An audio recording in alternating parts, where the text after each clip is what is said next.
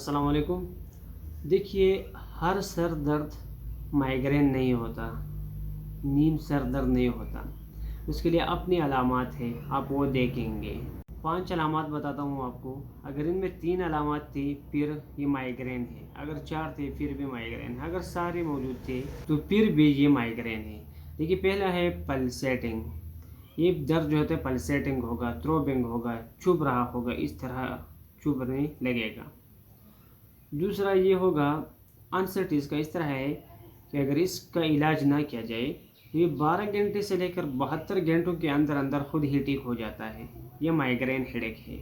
तीसरी बात, ये यूनिलेटरल होगा, मतलब ये सर में एक तरफ दर्द होगा, या इस तरफ होगा या इस तरफ होगा। चौथी बात, इसके अंदर नाजिया एंड वॉमिटिंग होगी। अगर उल्टी नहीं करता तो नाजिया इसको बिल्कुल भी होगा।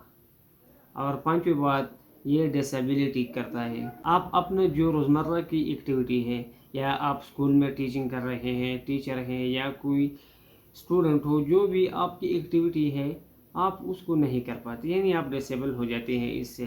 अगर स्टूडेंट लोग इसको याद रखना चाहते हैं तो उनके लिए एक निमोनिक है, POUND। पी का मतलब पल्सेटिंग, ओ का मतलब अनसेट 12 से लेकर 72 घंटे तक, यू का मतलब यूनिलेटरल एक तरफ, एन का मतलब नाजिया एंड वोमिटिंग, और डी का मतलब डिसेबिलिटी।